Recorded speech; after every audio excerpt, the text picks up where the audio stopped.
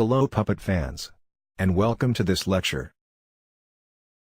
In this lab we will upload Tomcat and Java modules to our GitHub account, to get managed and deployed through control repo.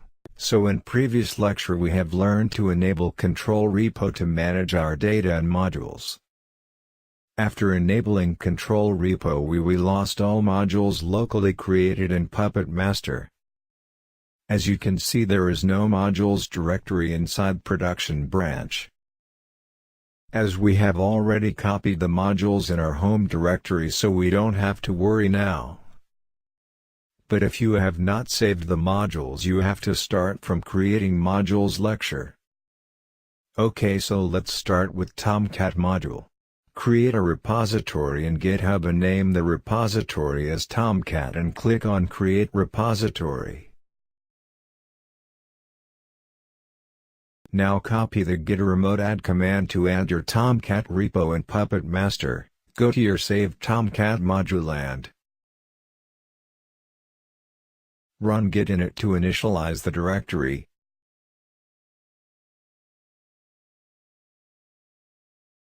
Next run git add to add everything from Tomcat directory and run git commit -m Tomcat to commit the changes.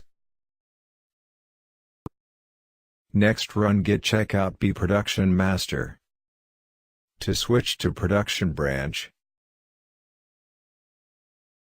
and run git remote add Tomcat repo to add the remote repo origin. Next run git push u origin production to push your changes in remote Tomcat GitHub repository.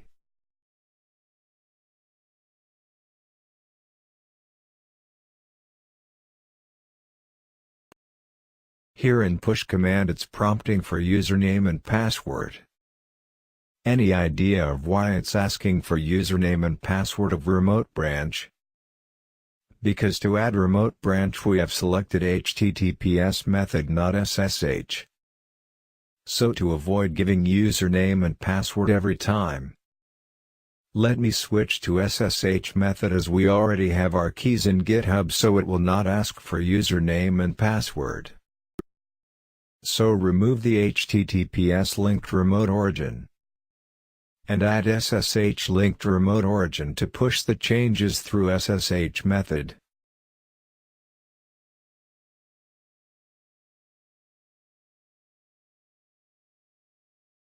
Run git push again and it will not prompt for username and password now.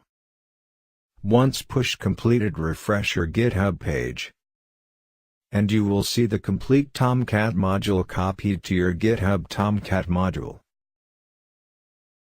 So now we have uploaded our Tomcat module in GitHub. We will also upload the Java module.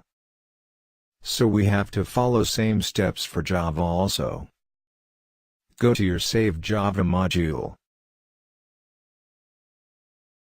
Run git init to initialize the directory.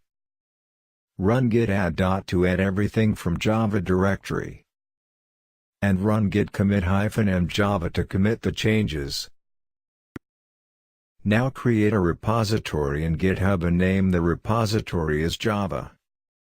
And click on Create Repository.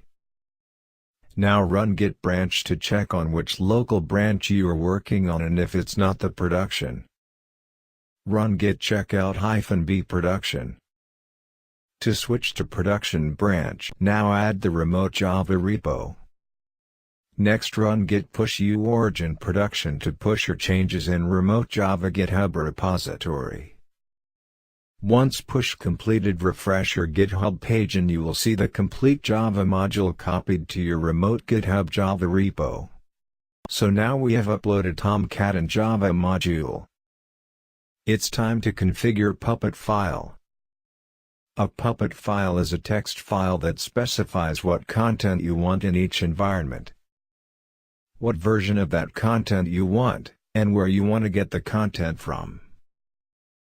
So let's configure the Puppetfile in environment config module, which is our control repository. In Puppetfile you can manage the content by declaring the modules from Puppet Forge and modules from Git repository. When using Forge module in your Puppet file, specify the version and whether or not code management should keep the module updated. Specify modules by their full name. You can specify the most recent version of a module, with or without updates, or you can specify a specific version of a module.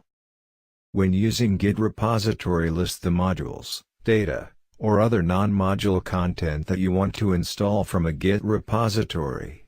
To specify any environment content as a Git repository, use the mod directive with the Git option. This is useful for modules you don't get from the Forge, such as your own modules, as well as data or other non-module content. To install content and keep it updated to the master branch, declare the content name and specify the repository with the Git directive. Optionally, specify an install _ path for the content. So for Tomcat module, use mode Tomcat, and for Git specify your environment config branch URL. Because you are configuring modules for production environments, so use branches production only, and commit the changes.